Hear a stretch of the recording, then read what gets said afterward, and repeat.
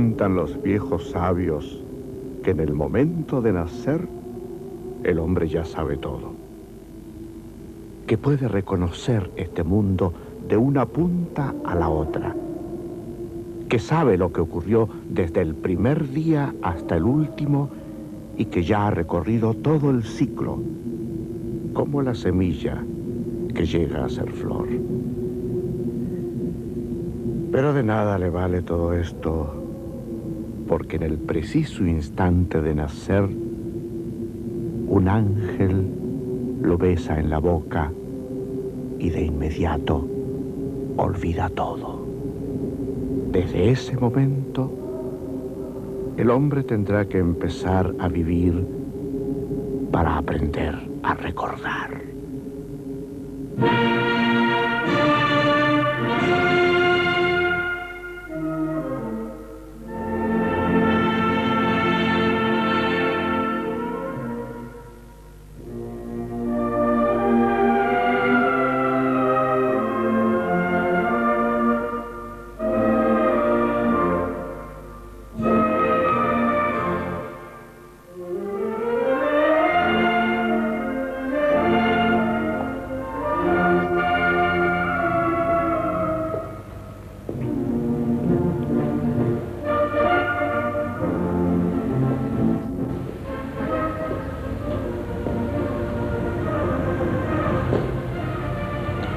Aprender a vivir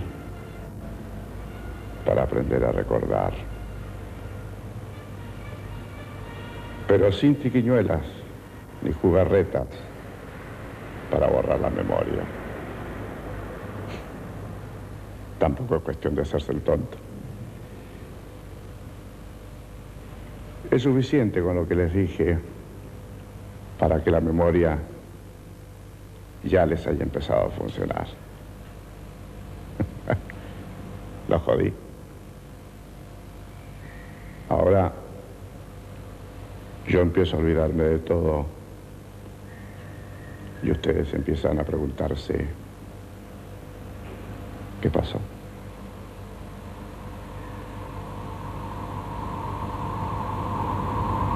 ¿Qué pasó?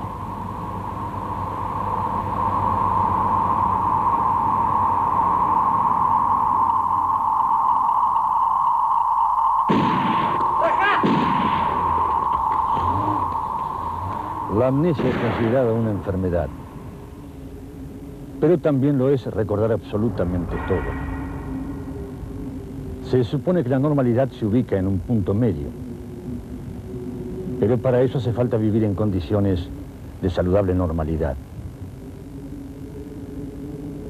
Saludable normalidad. Una persona no puede olvidar, por ejemplo, aquello que le ha hecho daño. ¿Y un pueblo? ¿Qué sucede con la memoria histórica de un pueblo? Un pueblo está perdido cuando se hace incrédulo a la religión de los recuerdos. Así decía Sarmiento.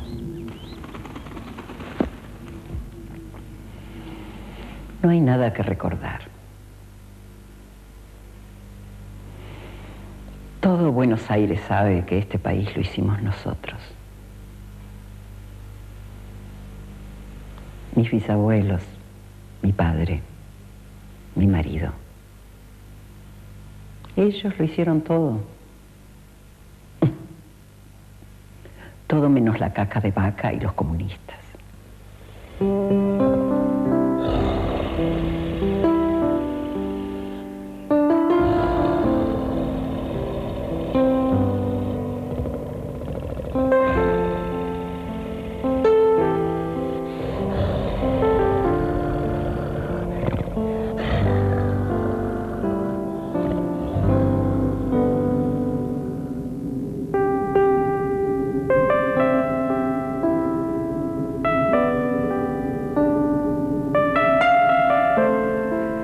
Hace mucho escuché decir que el tener buena memoria es aprender a olvidar. Por supuesto me opuse a esa afirmación. Entonces entendí con los años que las memorias o las verdades memorables son verdades que tienen que ver con el propio pie y con el camino, tal vez el camino social, que es necesario hacer pie firme, defendiendo algunos valores de la cultura, como el amor, la justicia, la belleza, la alegría, que cuando estos valores son atacados y uno olvida esos ataques, corre el riesgo que estos valores vayan a parar a la basura. Para poder armar su pasado, todos los pueblos tienen no solo que recordar, sino que para recordar tienen que hablar, contarse. Y el único modo de poder exigir, demandar justicia y demandar revisión de lo que pasó, para no entontecerse, para no transformarse en un pueblo imbecilizado, la gente tiene que recordar, tiene que hacer memoria. Y para hacer memoria hay que hablar, porque la palabra es lo que hace circular el recuerdo. Los pueblos construyen así su pasado.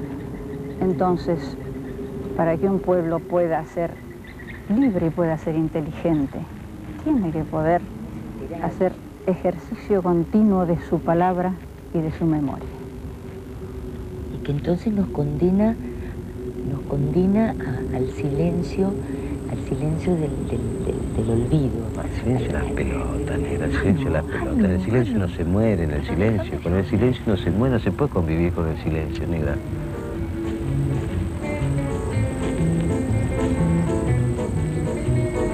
Esa es la tarea, justamente. Si nos han querido silenciar durante tanto tiempo, esa es la tarea. Pero es que no, que nos afanaron hasta eso. Eso es lo que...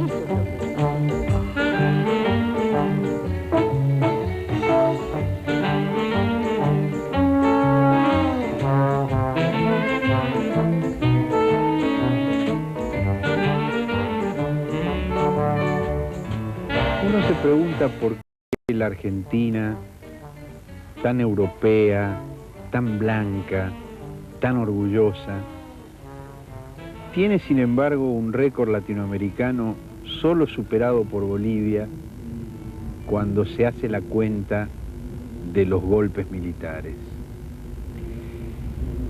En el último medio siglo, 6 golpes militares depusieron a gobiernos electos y 12 generales ocuparon la presidencia. Yo creo que esto expresa la incapacidad de las clases que organizaron la Argentina en el último cuarto del siglo pasado para que esa dominación en lo económico y en lo social tuviera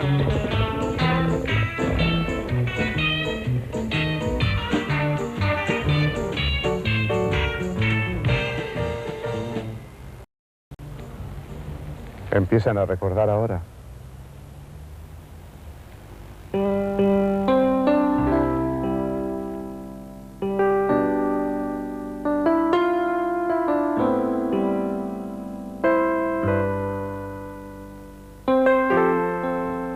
Por sangrienta y por cruel que haya sido la dictadura de Videla, Macera y compañía, no podemos decir que haya inaugurado el ciclo de violencia política en Argentina, que reconoce antecedentes muy lejanos en el tiempo. Aunque sí, la represión esta vez adoptó la forma atroz del terrorismo de Estado, la implementación de la tortura, el asesinato y la desaparición de personas para dominar por el terror al conjunto de la sociedad. Pero tal vez sería muy bueno que recordáramos que solo 10 años atrás, otro general de la nación, Onganía, fue el responsable de interrumpir al gobierno democrático del doctor Ilía. Aquella vez, con el pretexto de combatir al comunismo, se intentó descalabrar y desarticular a todas las organizaciones populares acostumbradas a demandar por los canales y las vías democráticas, a las organizaciones obreras, estudiantiles, comunitarias y de base. 10 años después la historia se repetía. Y con el pretexto de combatir a las organizaciones armadas, se buscó quebrantar el espíritu de lucha que aún estaba vivo en la sociedad argentina a través del terror. y esto no es una interpretación, está en el espíritu de las declaraciones de un conspicuo general del proceso que dijo: primero lucharemos contra los combatientes, después contra los simpatizantes, luego contra los cómplices y por último contra los indiferentes. El drama del golpe de Estado se repetía esta vez con la cara de la tragedia.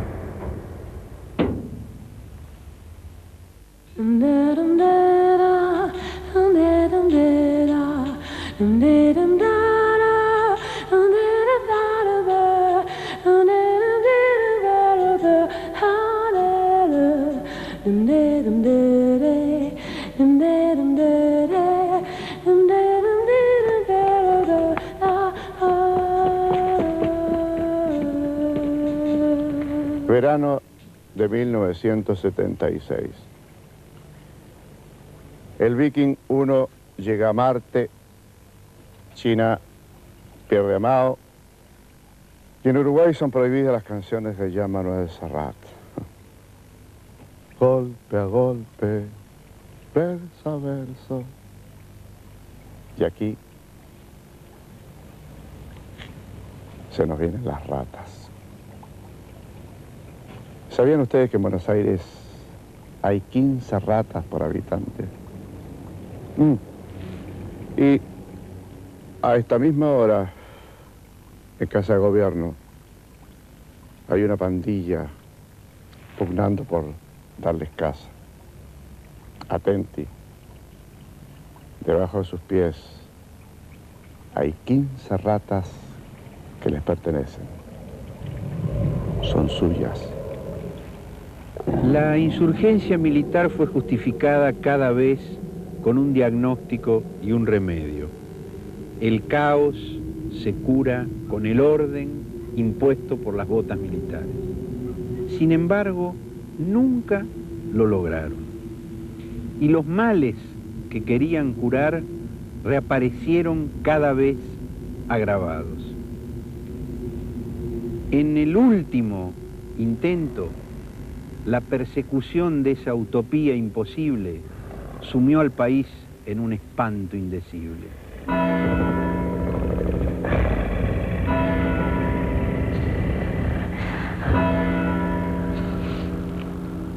Para que una sociedad tenga memoria, primero tiene que conocer. Si los desaparecidos no existían, no se los conocía, no había memoria. Pero eso no fue casual. El secreto es la táctica del poder. ¿Por qué? ¿Cuál es la lógica de este plan? Bastante clara. Pensaban que había que torturar a las personas detenidas porque era la forma de quebrarlos rápidamente y sacarles información. Pensaban que no servía dejarlos presos porque en el 73 los habían dejado todos en libertad. Había que fusilarlos. Había que matarlos. Y Pinochet había mostrado que los fusilamientos públicos generaban muchas reacciones sociales. Y entonces mejor hacerlo en secreto. En el juicio, un testigo contó que varios generales le dijeron que si fusilaban en público, el Papa no los iba a dejar. Ahora los hechos están sobre la mesa. Nadie los puede justificar.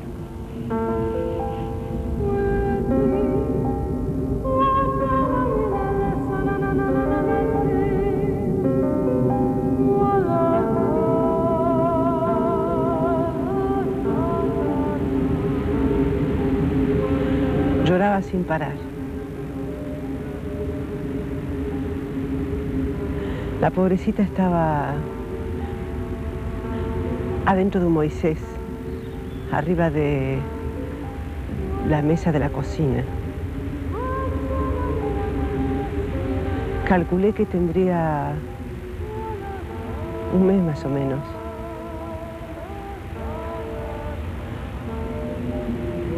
Uno de los hombres que estaba en la puerta me apuntó con el caño del arma y me preguntó si yo era la vecina. Yo le dije que sí. Entonces apuntó a la criaturita y me dijo, a ver si la puede calmar.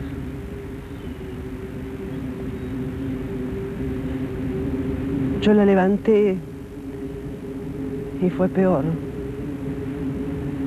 Pensé que era porque yo estaba temblando.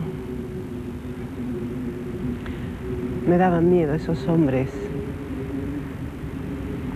que iban y venían, tirando todo, gritando órdenes, llevándose hasta los muebles.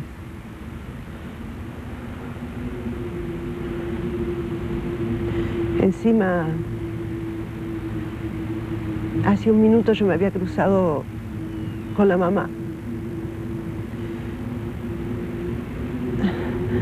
Se la llevaron con las manos atrás. Y tenía sangre en la nariz.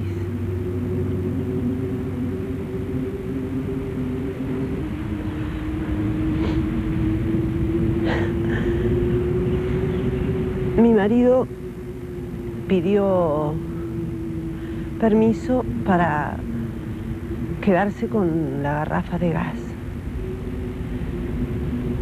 Y yo con la nena.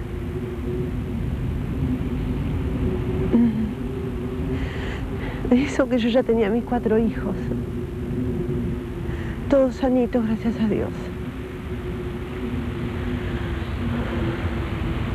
El proceso militar fue un proyecto consciente y fríamente preparado.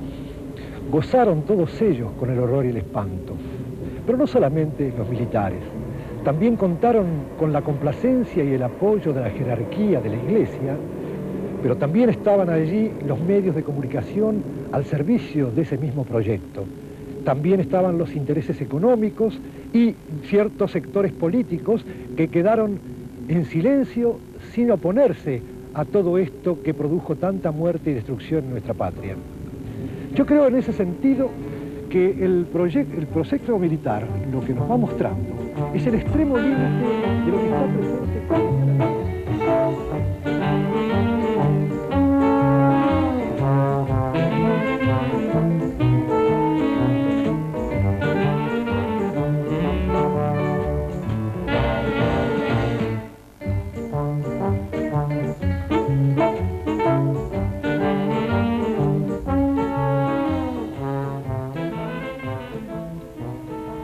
Cuando éramos chicos, mamá nos decía, tranquilos, a la gente como nosotros lo peor que puede pasarnos es que algún día la mucama se olvide de llevarnos el desayuno a la cama. No me refiero solamente a un proyecto ideológico, te estoy hablando que se corrió un país.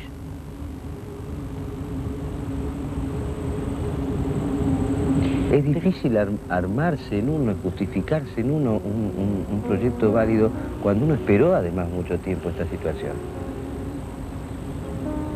No hay con qué sostenerlo. ¿Qué realidad le propongo yo a mis hijos el día de mañana? ¿De qué le hablo? ¿De qué país le hablo? ¿De qué proyecto le hablo?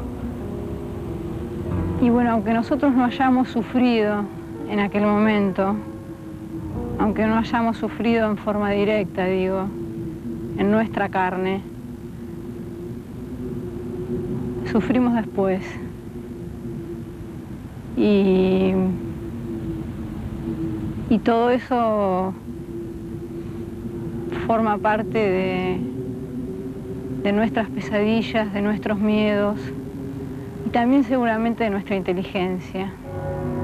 El día del golpe, al día siguiente, cayó un camión del ejército con un carro blindado, con 40 militares, y sacó a todos los trabajadores a la playa de estacionamiento.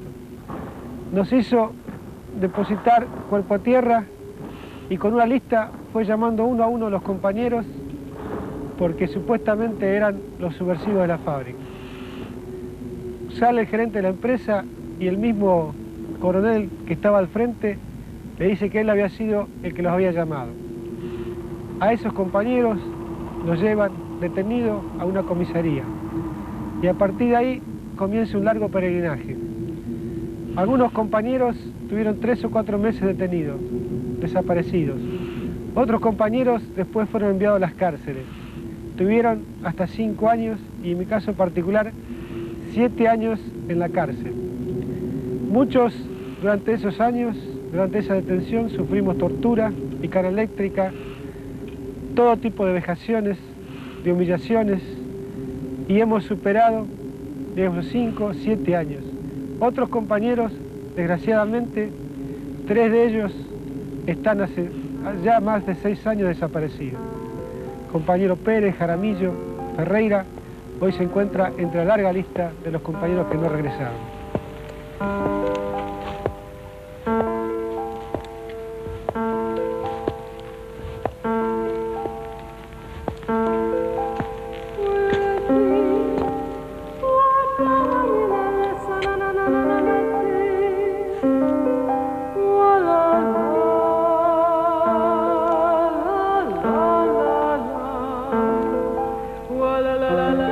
Entonces el mismo hombre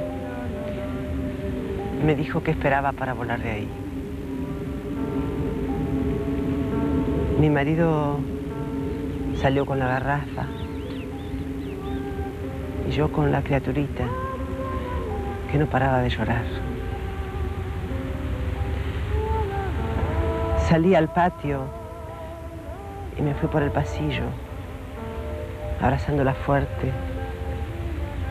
Pensé que eso a lo mejor la calmaba y me la llevé.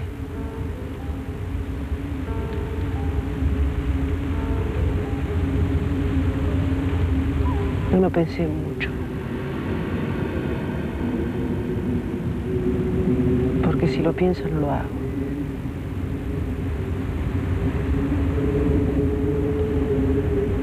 Dios mío.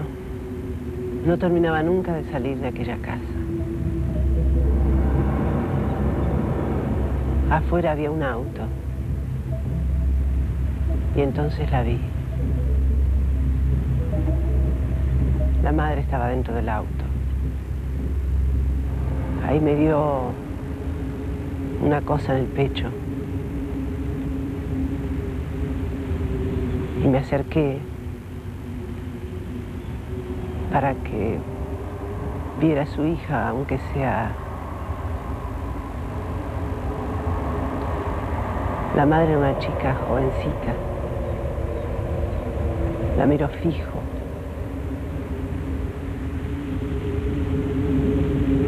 Y entonces dijo: Laurita. Que la nena se llamaba Laurita.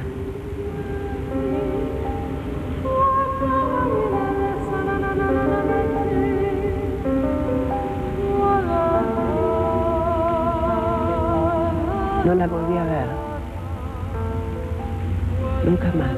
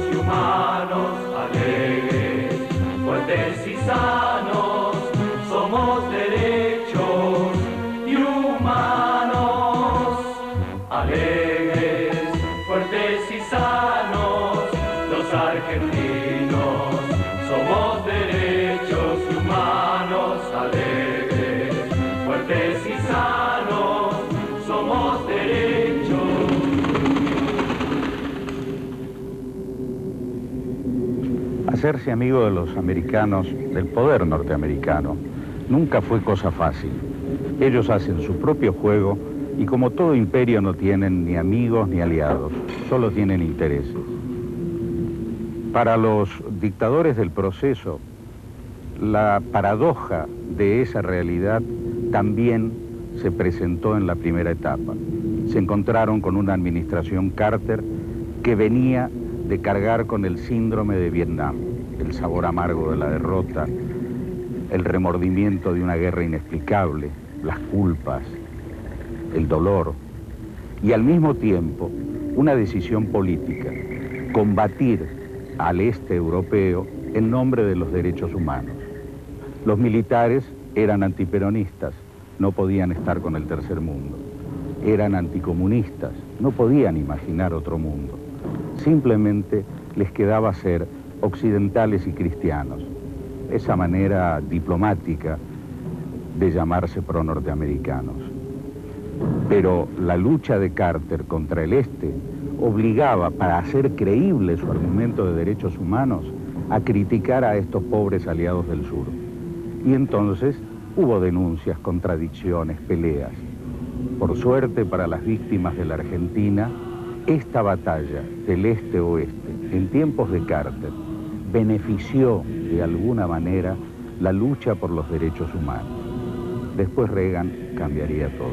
Fuertes y sanos, los argentinos, somos derechos y humanos alegres.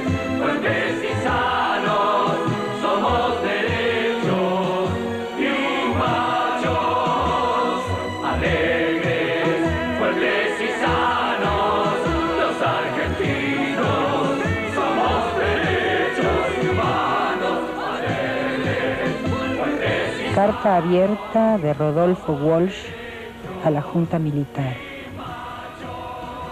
En la política económica de este gobierno debe buscarse no solo la explicación de sus crímenes, sino una atrocidad mayor que castiga a millones de seres humanos con la miseria planificada. En un año han reducido ustedes el salario real de los trabajadores al 40%, disminuido su participación en el ingreso nacional al 30%, elevado de 6 a 18 horas la jornada de labor que necesita un obrero para pagar la canasta familiar, resucitando así formas de trabajo forzado que no persisten ni en los últimos reductos coloniales. La dictadura militar señala el tránsito de una sociedad industrial basada en el desarrollo del mercado interno a otra sustentada en la valorización financiera y la fuga de capitales al exterior. El resultado es una brutal redistribución del ingreso que ubica en un extremo del espectro social a un sector asalariado, obreros y sectores medios, con un evidente deterioro en sus condiciones de vida, y en el otro a un conjunto de grupos económicos, de empresas extranjeras y acreedores externos que subordinan al Estado y tienen la capacidad de determinar el rumbo del proceso económico y social en nuestro país.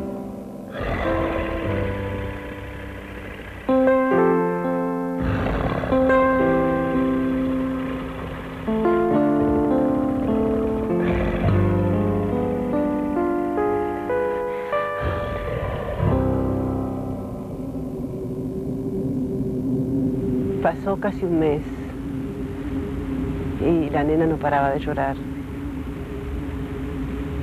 Fue el médico el que se dio cuenta. La llevamos porque estábamos desesperados.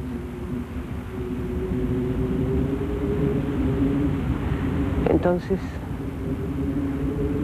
aquella tarde volvimos con mi marido a la casa. La llevamos en el mismo Moisés y la pusimos arriba de la mesa de la cocina, de donde me la había llevado. Encendí la luz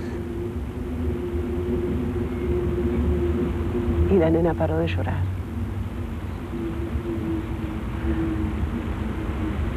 Mirando la bombita paró de llorar.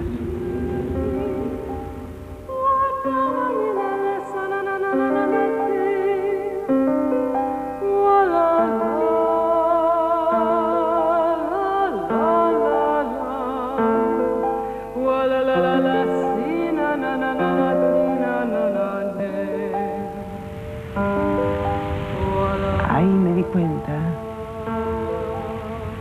todo era una locura.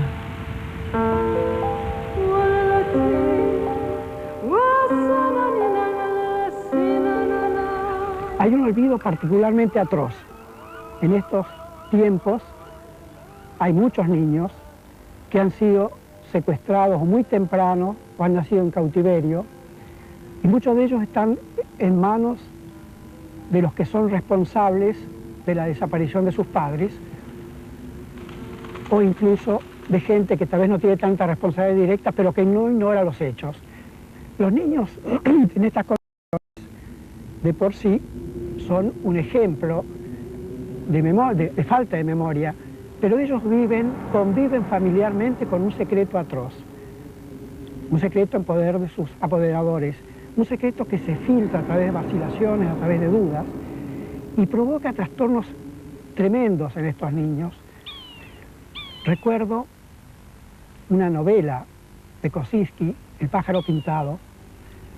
Estos pájaros, alguien pintaba pájaros que no perdían el canto, se unían a la banda, pero la banda los mataba a picotazos porque no los podía reconocer. Estos chicos están terriblemente pintarrajeados. Es posible que estos chicos que han permanecido tantas veces o tantos años clandestinamente ocultos aparezcan atrozmente a través de cuadros psicóticos, a través de enfermedades muy graves, a través de la delincuencia. Y entonces es muy importante aguzar el oído para escuchar el canto y no matarlos a picotazos.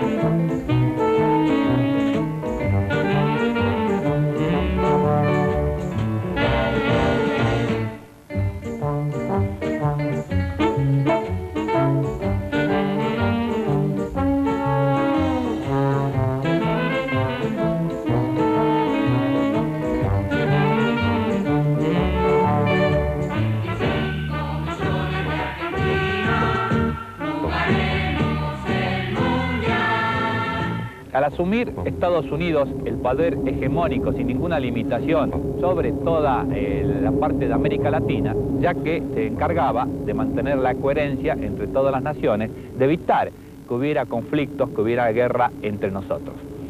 Entonces, al desaparecer ese enemigo exterior, que es el que da la razón de ser, la razón de existir a las Fuerzas Armadas, estas entraron en la desorientación. Era necesario conseguir un enemigo para que las Fuerzas Armadas también pudieran seguir subsistiendo. Entonces es cuando aparece la doctrina de la seguridad nacional, que alcanza su mayor grado de perfeccionamiento a partir de la década de 1960. Esta doctrina de seguridad nacional pone como enemigo del país con el cual deben combatir las Fuerzas Armadas al supuesto movimiento comunista internacional y al enemigo interior. Dentro del enemigo interior son todos los connacionales que se oponen al proyecto de país dependiente. Los subían a los aviones, despegaban, se internaban 200 kilómetros en el mar y los tiraban. Muchos testigos han dicho esto.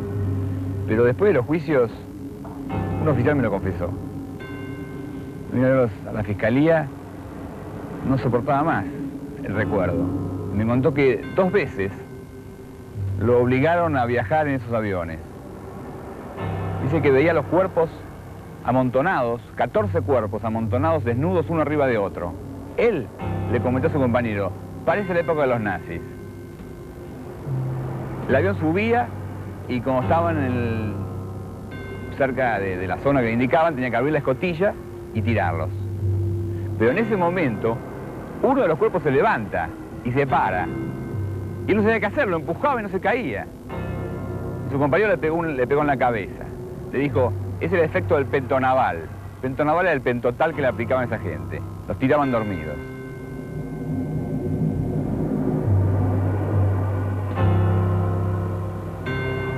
Chuk, chuk. Chuk, chuk. Chuk, chuk. Es la maquinaria de la memoria que no se puede parar. Se los dije. Guarda.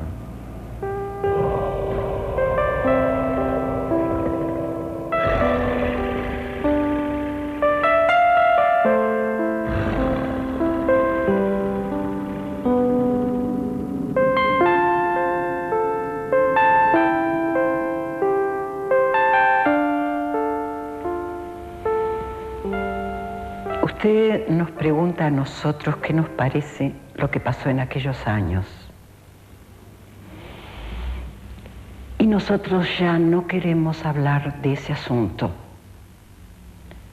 porque estamos hartos de que no nos entiendan. Hasta que no les entre en la cabeza que todos no podemos ser iguales, va a ser un diálogo de sordos.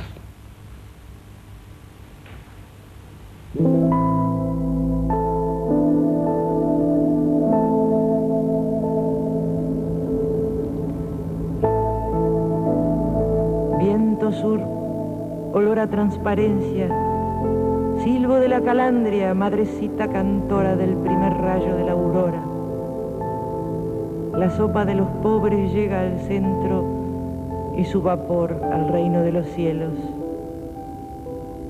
Ventolina que barre tormentas, lavadero del alma nos deja serenitos, reciclando la pena en vasto amor. Silbo de la calandria y vidalita la esperanza. Darle cuerda al amanecer, empujar un poco al sol, al buen día meterlo en casa. Silba la calandria y nos sorprende en vela, amuchados, con ganas de seguir. Estación Claridad, vamos llegando.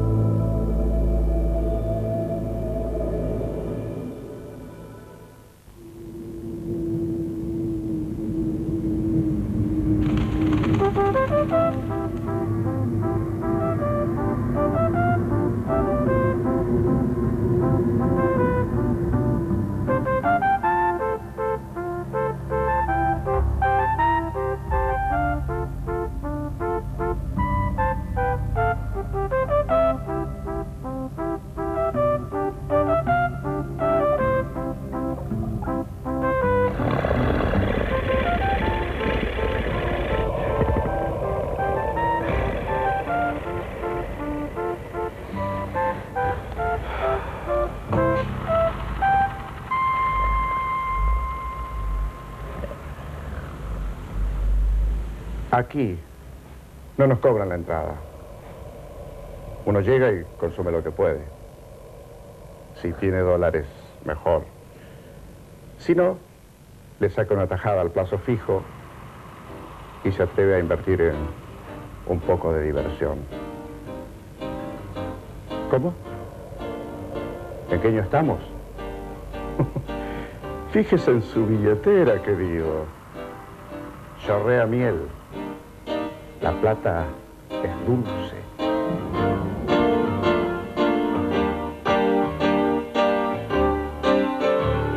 Alegres, fuertes y sanos, los argentinos somos derechos y humanos. Guau, guau, guau. Alegres, fuertes y sanos, los argentinos somos derechos y humanos. Oh, oh, oh. Alegres, fuertes y sanos, los argentinos somos derechos y humanos. Oh, oh, yeah. Alegres, fuertes y sanos, los argentinos somos derechos y humanos.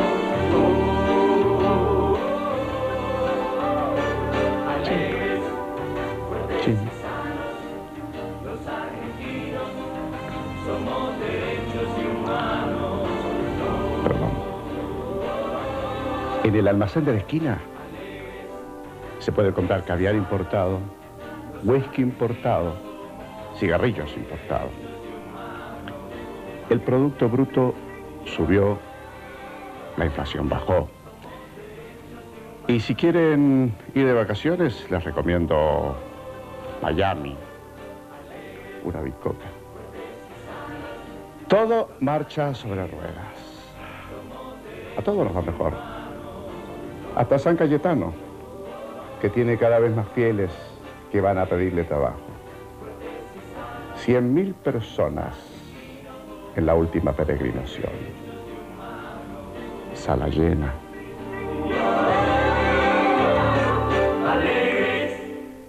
Alegres.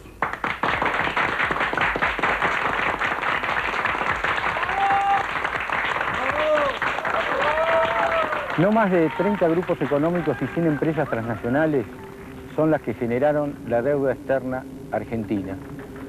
Endeudamiento que alcanzaba a 20.000 millones de dólares en 1983. El posterior endeudamiento del Estado tiene como objetivo garantizarles la mayor fuga de capitales que conoce nuestra historia. La banca Morgan ha estimado que esa fuga de capitales llegó a 27.000 millones de dólares entre 1976 y 1982. Después de Martínez de Oz, la dictadura que arrasa todo el tejido de la experiencia, de la vida de la patria, sí, de la vida de nosotros, de lo que individual, nosotros somos. Cuando se niega algo, cuando se olvida algo, cuando se sepulta algo y no se reflexiona sobre eso y no se teje algo reflexivo, un pensamiento, pero eso sobre es eso, lo social, arrasa pero con eso es todo, lo social, arrasa con todo. Vos desapareces y desaparece la historia de tu país, desaparece no solo la historia del proceso, desaparece... Finalmente, ¿qué es la memoria? Cuando se los veía, cuando se los llevaban en las noches, se los oía gritar, no se sabía dónde los llevaban, pero se los veía o se los veía detenidos en plena calle. Se escuchaban los gritos, se escuchaba el ulular de las sirenas. Veíamos, se veía y se escuchaba, se percibía que algo muy grave estaba pasando.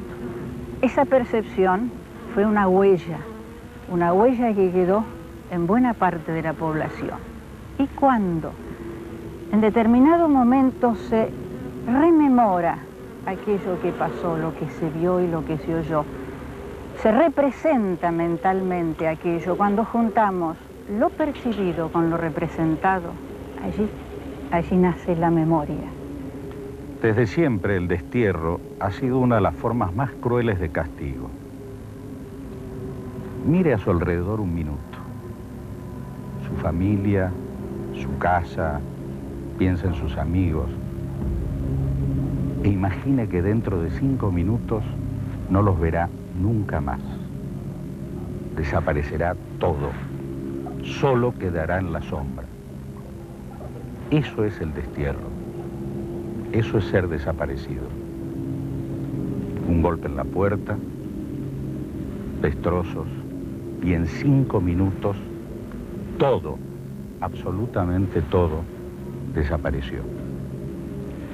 Lo terrible, lo más cruel, inclusive que el destierro, en el caso de los desaparecidos, es que queda siempre, desde aquí, desde los que lo vieron partir, la esperanza, la ilusión, el dolor, la imaginación, la pesadilla, el deseo de que un día regrese. Y desde allá, desde el que se fue, solo queda una inmensa sombra. Eso es el desaparecido. Esa es una política, eso es un método, eso es una forma terrible de castigo para la sociedad. Cuando se llevaron a mi hijo y a mi nuera, Laurita tenía apenas 32 días de vida.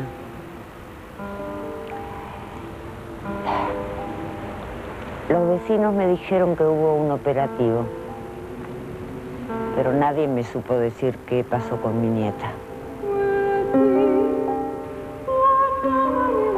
Fui a comisarías, regimientos, juzgados.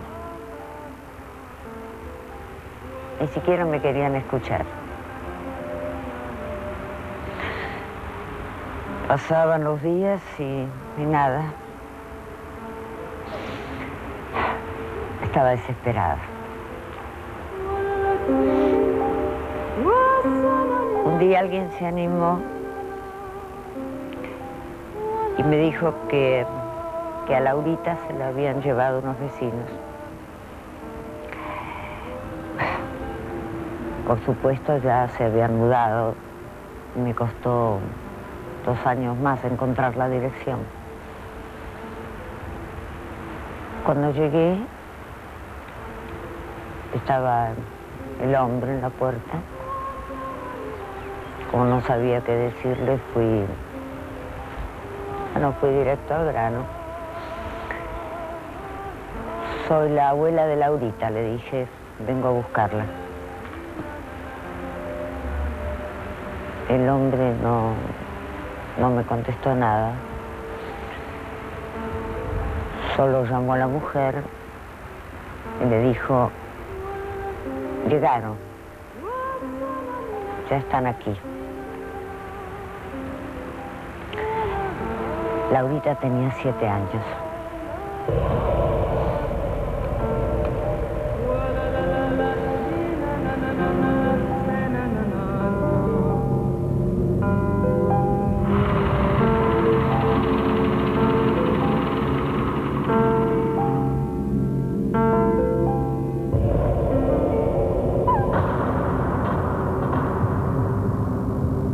No podía haber memoria, porque los desaparecidos no existían.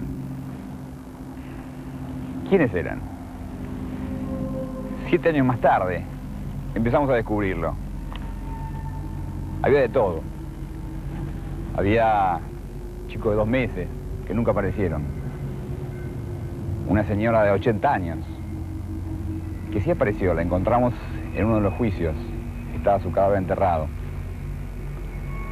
Había chicos de 15 años. Había oficiales de armada, banqueros,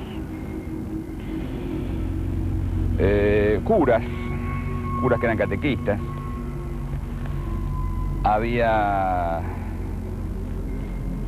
fiscales, jueces, de todo. Cualquiera podía caer en el sistema. Estábamos todos en libertad condicional. ¿Qué habían hecho? Algunos, había elementos que indicaban que estaban metidos en algo, pero nunca lo sabremos con exactitud. Nunca sabremos qué hicieron. Nadie lo juzgó.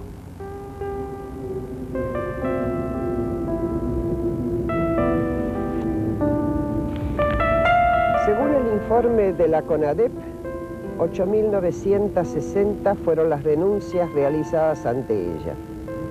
8.960 son entonces las personas que continúan hoy desaparecidas porque las obligaron a no ser ni vivas ni muertas. De todos esos casos, 98 corresponden a niños, algunos nacidos y otros secuestrados en el vientre de su madre. 38 ya fueron localizados. El resto sigue viviendo con un nombre que no es el suyo, con una familia extraña que le oculta su origen y con el recuerdo de los gritos finales de sus padres. Para hacer una flor hace falta un ramo, para hacer un ramo hace falta un árbol, para hacer un árbol hace falta un bosque, para hacer un bosque hace falta un monte, para hacer un monte hace falta la tierra, para hacer la tierra hace falta una flor, para hacer todo hace falta una flor.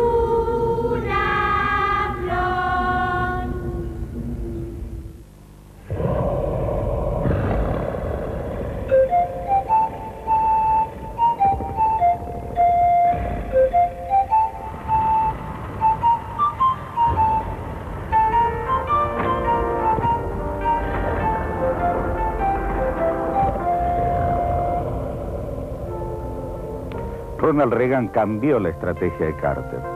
En lugar del remordimiento por Vietnam, se propuso rescatar la soberbia de imperio. En lugar de hacer la batalla política por los derechos humanos con el este europeo, decidió entablar la guerra en las estrellas, el desenfreno militarista que puso a Estados Unidos en el nivel de déficit fiscal más grande que haya conocido en su historia, en el país más endeudado de la Tierra. Curioso, ese país que reclama a todos los demás países que ajusten sus cuentas, vive una de las deudas más impresionantes en materia de gastos. Pero bueno, esto significó para los dictadores de toda América Latina y también para los de Argentina que la estrategia de relación con Estados Unidos se modificara. Reagan descubrió que había dictadores buenos, aquellos que llamaba transitorios, Pinochet, Videla, Galtieri. A Galtieri lo llamaron el general majestuoso. Y aquellos dictadores malos, porque eran permanentes, Fidel Castro, el sandinismo. Entonces había que combatir a los malos y defender a los buenos. Quizás este fue el punto de la luna de miel entre la dictadura argentina y los Estados Unidos. Tanto que enviaron hombres a pelear con los norteamericanos contra el sandinismo, contra las guerrillas centroamericanas, recibían halagos, imaginaban un porvenir venturoso, y en esa ilusión que vivía la dictadura, pensó que también podía hacer lo que se le diera la gana. Tuvo por un momento el sueño del imperio y atacó Malvinas. Cambió todo el escenario de la relación con Estados Unidos. El contrincante de Argentina era su principal aliado, su segundo, su mano derecha en Europa, en la NATO, pero sobre todo Argentina estaba violando un principio básico para todo imperio. No hay ningún país subordinado que pueda realizar la misma política que realiza el país que manda. Oe, oe, oe, las Malvinas son nuestras, mi pueblo está de fiesta, vamos a bailar. Oe, oe, oe, las Malvinas son nuestras, el pueblo está de fiesta, vamos a cantar. Porque estoy agrandado de ser argentino y voy por el camino de la dignidad. Le canto a mis mujeres, mi tierra, mi vino. En esa época hubo algunos en mi propia familia que estaban hechos unos tilingos. No sé cuántas pavadas dijeron. Yo por mi parte pensaba, ojalá que ganemos la guerra, pero pelear contra los ingleses. Si ellos nos ayudaron a construir este país. Y después eso de ir a la televisión a donar sus joyas. No, eso no.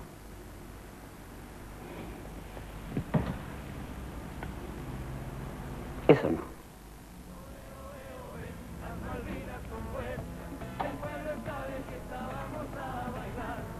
Tranquilos. Dios es argentino. Claro, la recuperación de las Malvinas hubiera significado la justificación histórica del proceso de reorganización nacional. Imagínense que si Argentina hubiera recuperado la soberanía sobre las Malvinas, y muchas de las cosas, muchos de los abusos cometidos durante el proceso se iban a olvidar, porque se había alcanzado uno de los objetivos nacionales que manteníamos prácticamente desde la época de nuestra independencia. Lo que no se dieron cuenta los militares, el gobierno militar de entonces, es que si Estados Unidos podía aceptar la transferencia de las Malvinas a la soberanía argentina por gestión diplomática y no por ocupación militar. Entonces, el hecho de la certeza de que no iba a haber guerra, de que todo se iba a arreglar diplomáticamente, hizo que se cometieran errores muy graves de conducción que nos llevaron a la situación que finalmente resultó.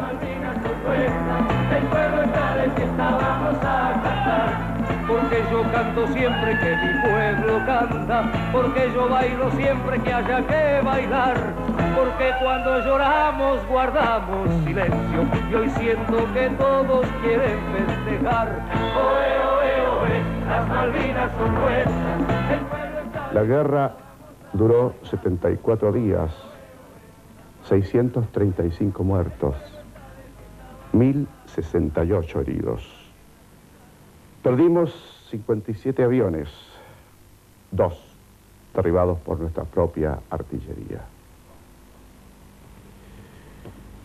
Digo yo, ¿Dios será argentino?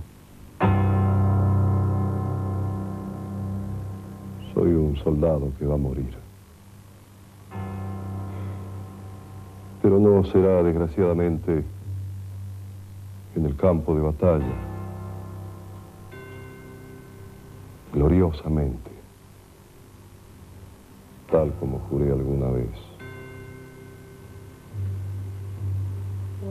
Muero en la vergüenza y el deshonor, en la soledad de los cobardes.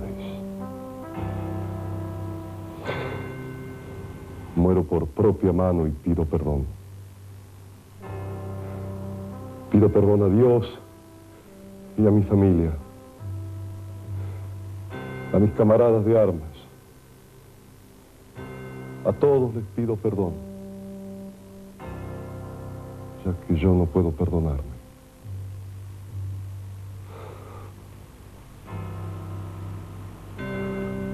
Morir o vivir con gloria. ¡Viva la patria!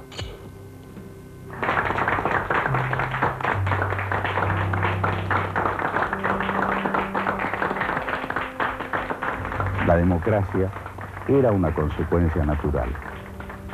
La libertad que tanta gente había anhelado, por la que murió tanta gente, se convirtió en una realidad política para todos. El fin de la dictadura había llegado.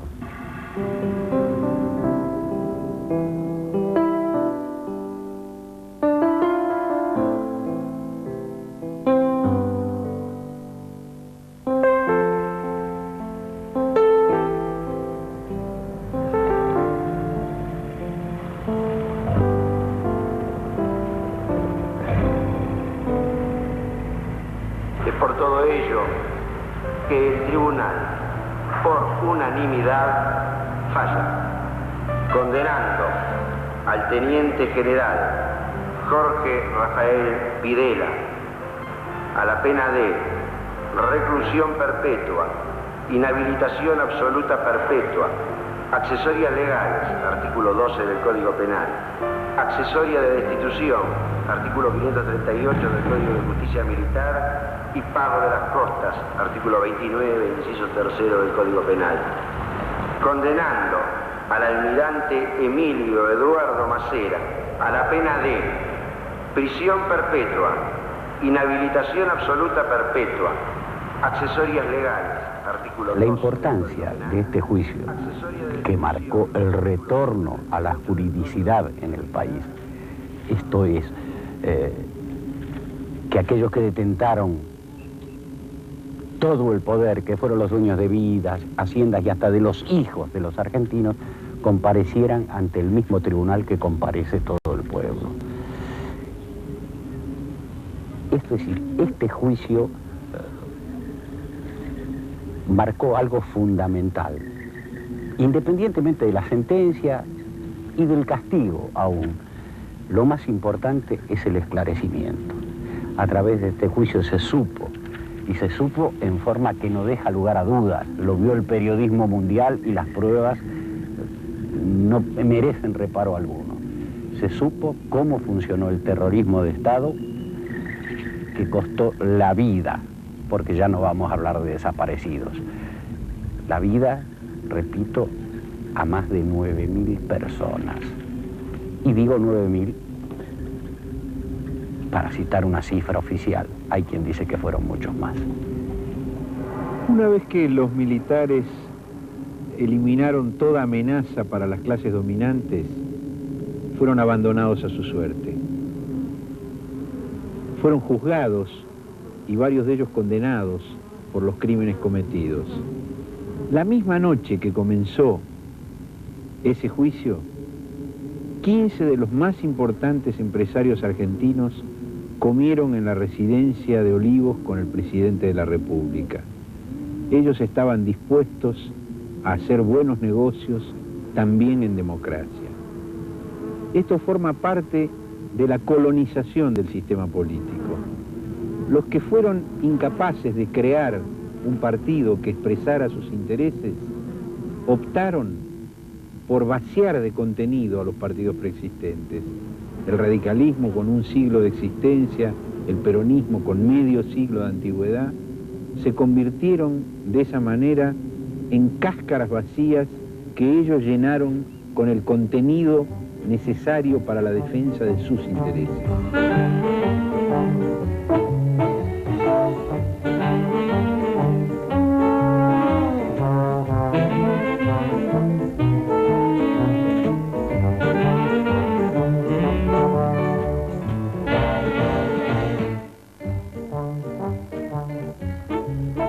El exilio, que puede parecer la salvación de la vida para los que éramos exiliados políticos, fue un permanente estado de angustia, porque no podíamos manejar con optimismo la situación de cualquier otro inmigrante que trata de triunfar en el país donde está exiliado. Yo estuve exiliado en 3 países: Estados Unidos, España e Israel. Y en los 3 tuve conflictos enormes, y pienso ahora, mirando hacia atrás después de 10 años, que traté de fracasar en los 3 países como para de algún modo suponer o imaginar que iba a volver a la Argentina e iba a poder vivir en la Argentina. He vuelto, pero vivir me es prácticamente imposible. Me doy cuenta que todos mis recuerdos de las torturas que he sufrido y de las cárceles no alcanzan a transformarse en una memoria activa, positiva, creadora, en una memoria que es capaz de participar en la lucha política. Mis recuerdos son un permanente y largo momento. Y es evidente que las terribles torturas que los militares aplicaron sobre mi cuerpo, las humillaciones sobre mi mente, me han convertido en un exiliado eterno. Ya de donde me enviaron ellos no puedo regresar, y creo que no regresaré.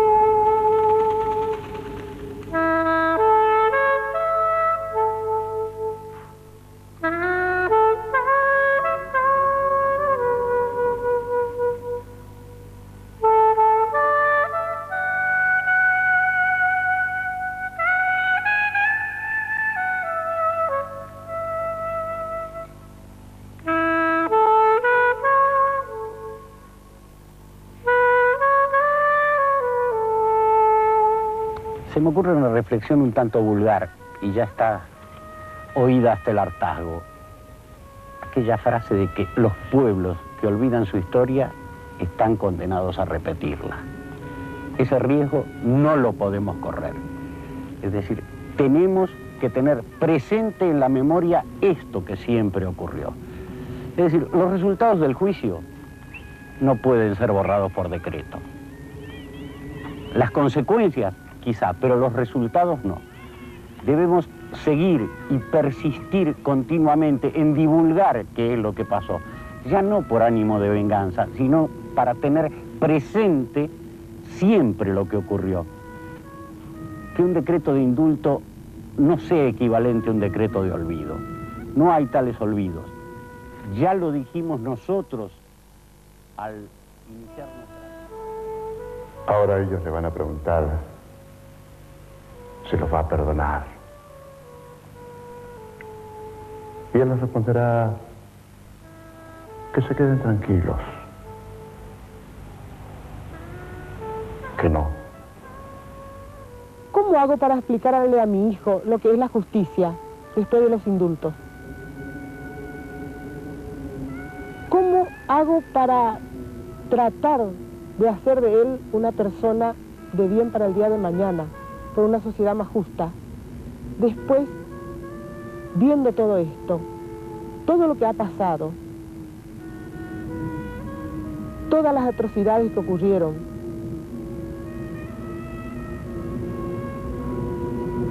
y lo del indulto, ¿cómo puedo explicarle yo eso? ¿Quién me puede responder a esto?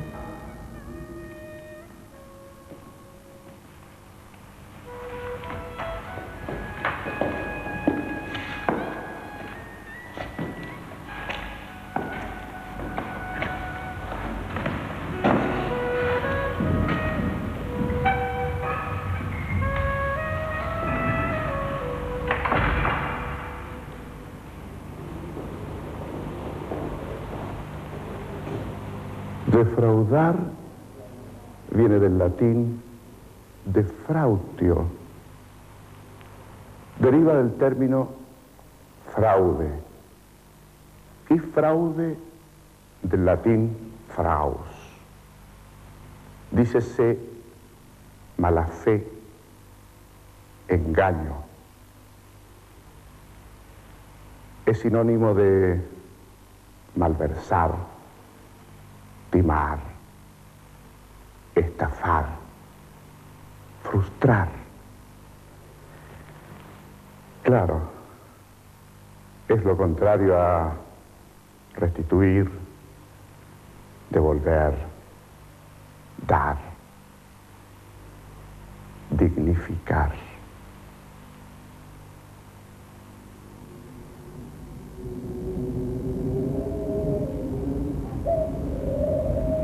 El indulto, de este gran perdón, los ojos de Pablo. Los ojos de Pablo que cuando peleábamos contra la dictadura me decían, van bien. Pablo, mi hijo. Y que cuando investigábamos en la CONADEP también me decían, vas bien, mamá. A Pablo lo desaparecieron. Y cuando iban a ser juzgados, los responsables, Pablo y los ojos de él, y los ojos de tantos otros chicos que iban a las marchas, que nos miraban, que miraban esos juicios, decían, van bien, van bien. Hasta que empezamos a retroceder. Hasta que empezaron las claudicaciones, punto final, obediencia de vida, los indultos. Ahí ya los ojitos de Pablo no entendían nada, y los otros chicos tampoco. Ahí nos empezaron a decir qué están haciendo con la vida, con la verdad, con la justicia. ¿Qué nos están haciendo? Nos están traicionando, están olvidando, están ayudando a que se olvide. ¿A quién le conviene que se olvide?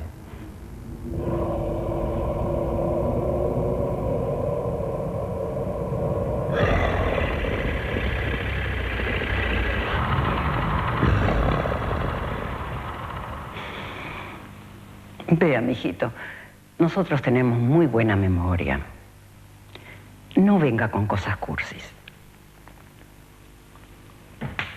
No se trata de hacer lo que los demás quieran, sino lo que es bueno para la grandeza de nuestro país. Y ya le dije que nosotros hicimos este país como quien construye un gran camino. Y si hay quien no lo encuentra bueno, o piensa que hay que cambiarle las costumbres o las ideas, como quien elige un atajo, le recuerdo algo que decía mi padre. Si el atajo fuera bueno, no existiría el camino. No sé si me entiende.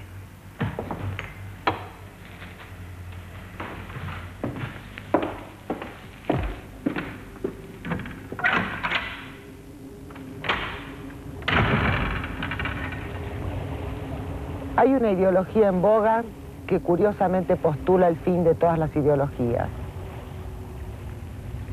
autodenominada pragmatismo.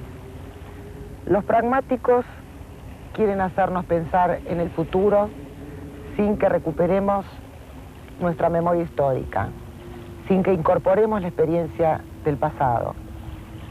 Creen que podemos imaginar y perfilar el futuro sin una reflexión crítica acerca del pasado. Los pragmáticos tienden a dividir entonces la ética de la política. Y siempre que la humanidad ha distinguido y ha separado, ha escindido la ética de la política, la clase dirigente ha terminado justificando una forma de violencia, la de los poderosos.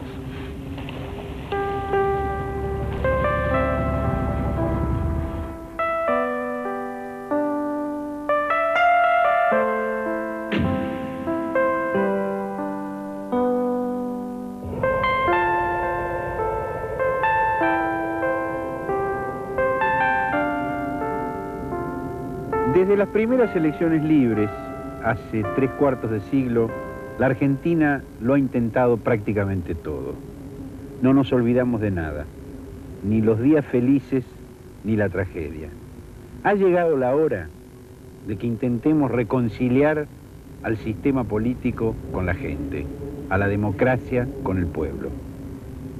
No va a ser fácil, porque las clases dominantes que tanto dolor han causado no se van a resignar a abandonar sus prerrogativas y sus privilegios. Pero vamos a intentarlo. Para hacer una mesa hace falta madera. Para hacer madera hace falta un árbol. No nos queda más remedio que la obsesión por recordar. Recordar. Tocar nuestras pequeñas flautas entre crímenes y mentiras. Y hasta aceptar la inutilidad de todo lo que hagamos.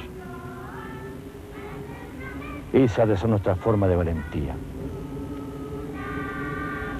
Esa. Para hacer una flor hace falta un ramo. Para hacer un ramo hace falta un árbol. Para hacer un árbol hace falta... Ellos quieren saber cómo termina esto. Es una lástima. Voy a tener que decepcionarlos porque esto empieza cada vez que uno nace. No tiene final. Es como la semilla que se transforma en flor y que vuelve a ser semilla.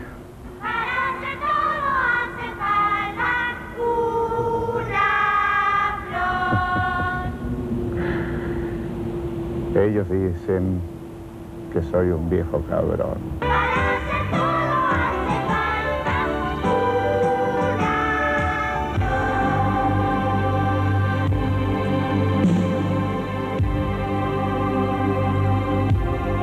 Para hacer la muerte hace falta la vida.